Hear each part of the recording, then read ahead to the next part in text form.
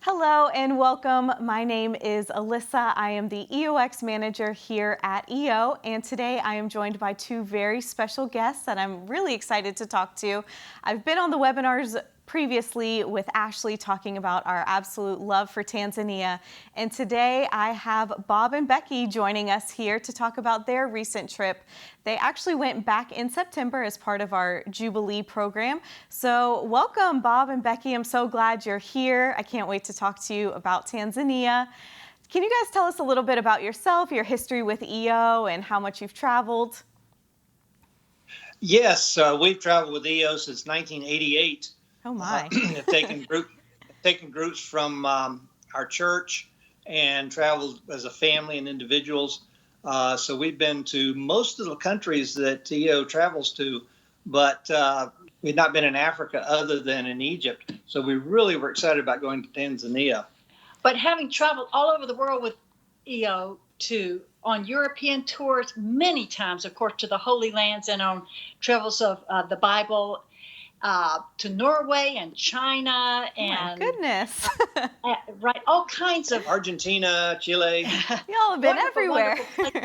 Exactly. Yes. But this trip was truly amazing and exceptional in so many ways. I knew we would see a lot. After all, you're going on a safari, but I was totally blown away by how many different types of animals we saw and how close we were to so many of the animals. So what was it like traveling in Tanzania? It's very different from like a standard land tour that EO offers. So can you talk a little bit about that? Yes, everybody was traveling in Land Cruisers with 6 or 7 seats in it, the top raised so you could stand up and look. For the most part, we were on either asphalt roads or sandy roads with kind of a corrugated bumpity bump travel. And we spent maybe 3 or 4 hours in the morning and a couple hours in the afternoon traveling. So there was no downtime. We were busy seeing animals the whole time. And very little walking. This is not where you're going to get much exercise. Most of it's sitting, but oh my, you get to see so much. The guide knows so much. And it's a really wonderful experience with 5 other people. Everybody has their own plug-in. You can recharge your phone while you're driving along. There's plenty of water.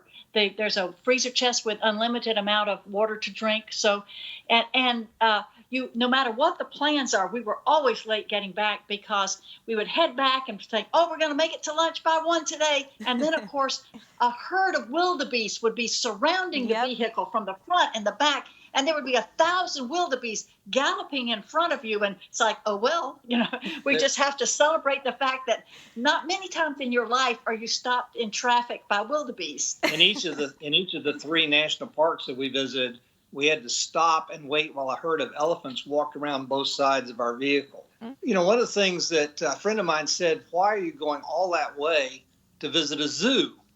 And the answer is precisely because it's not a zoo. Exactly. We got to watch the interactions of the animals and see their actual behavior in the wild. And that's a totally different experience than observing them in a zoo-like setting. And I know one of the things that I was really surprised by is, I expected to see like a group of zebra or a group of giraffe or a group of elephants, which we did. But in the same gathering, you would also see dik-diks and hartebeest and Grant's gazelles and warthogs and all together. Now, you wouldn't see the lions in there with the mechs, but you could sit there and watch maybe 25 different type of animals in peace together, just enjoying the Serengeti and eating a little bit of grass. But over in the distance, you'd see some hyenas or maybe a lion observing them. So the interaction was what was fascinating. And birds. Anybody that is a bird watcher should absolutely go to Tanzania. Lots of birds I'd never heard of before, little green ones and blue ones and red and pink, and you could see them building their nests. And anybody who was really interested in birds. And what was that? There's a bustard, which is the largest flying bird in the world. And we kept seeing him. He wasn't particularly pretty, but he sure was big. But we've mentioned about the animals, but what we haven't mentioned at all is the people. oh my, the people are so loving and friendly. And it's a totally different culture than here. But I especially enjoyed our visit to the Maasai tribe village and being able to see their schoolhouse and their children. And each group of four on our bus got to visit a different household. And the households were more like huts. They were mud huts. With thatch roofs. Very, very small. And here people have almost nothing. And obviously, and for them, both the land and taking care of the animals is sacred. And yet they are so happy and loving with each other. It is certainly a lesson to be learned by us Americans who have so much junk. We have to constantly simplify and try to go through and get rid of stuff. One of the things that struck me, and it was a cultural and maybe almost a spiritual experience, was watching probably a 6-year-old boy herding 50 or 60 goats that were his family's wealth, and there was no other human being in sight. He was responsible as a 6-year-old for this huge herd of goats and out in the wilderness. It both made me aware of the biblical stories of shepherds in the fields, and also of how perhaps we underestimate what our children's ability is in taking responsibility. That's very interesting. I didn't think about that. So I know some. Go ahead. I know some people had asked me. They said, "Oh, you're going to go clamping." I said, "No, no, no. This was glamping. This was not glamping. It was not camping. The motels were luxury, and the food was outstanding. Typically buffets at breakfast and at lunch.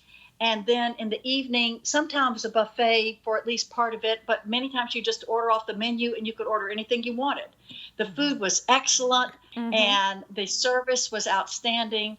The motels are actually embedded in the national parks. You don't drive to the park, you are living in the park, and there are no fences or walls around it. So the animals are interacting with you. You get up in the morning, there are elephant droppings outside our door. And in most of the time, you have your own private balcony. And I know I went swimming and was talking to one of the attendants there that was working. He said, "Oh yes," he said, "last night we had a giraffe wander through and drink from the pool." I thought that was so cool. I would have loved to kind of go swimming while the giraffe.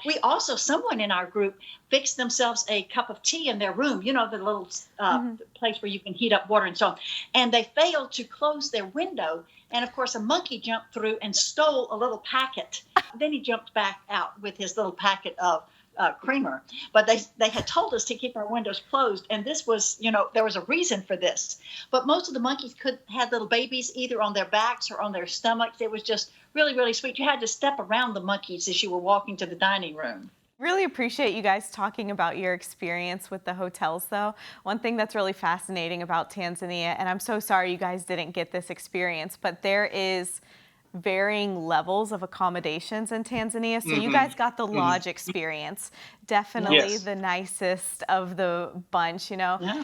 They the were experience very nice. Ashley and I had were actually in the tented camps. So when you're talking about the animals like coming up to the lodge and stuff, that was very much so the experience for us as well, which was really neat. And the staff at the camps would have to walk us back to our room at night just in case an animal came up. We're like, this is Even so in the lodge, cool. you had to do that. Yeah. Love that. Yeah, Becky asked one of the guards, she said, "Well, are there animals here?" And he said, "Well, last night there was a leopard right where you're standing." I thought that was kind of cool. But of course, you don't venture out at 2 a.m. taking a wandering in the middle of the Serengeti. This is just not wise. You're totally safe the whole time. There's never a moment of fear. Because even when you're watching the lions, obviously these animals in all the parks have been accustomed to the vehicles and the people watching them. So they don't even notice you're there. Yeah, they're just, So you have given so much information about Tanzania and how incredible it is. What is the one reason why you would say you have to go to Tanzania? Let me mention Olduvai Gorge. Olduvai is a site of archaeology and paleontology, which traces our roots as humans back millions of years.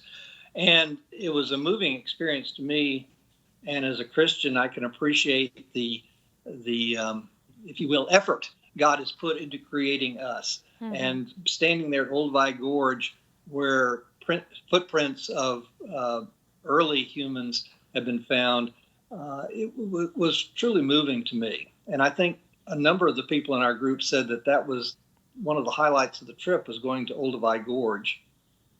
Interesting. So how do you think that this journey will impact your ministry going forward? I wouldn't say it's a direct relationship to ministry, but it deepens my understanding of God's creation. It enables me to have a better relationship with the people I travel with.